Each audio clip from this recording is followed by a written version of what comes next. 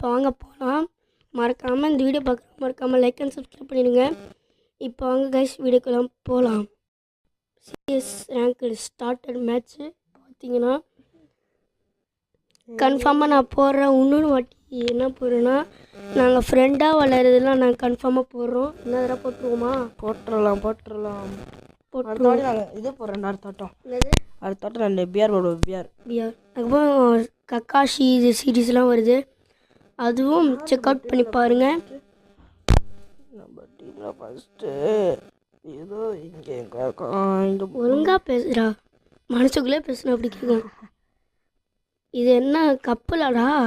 கப்பல், டைட்டானிக்கல் கப்பல்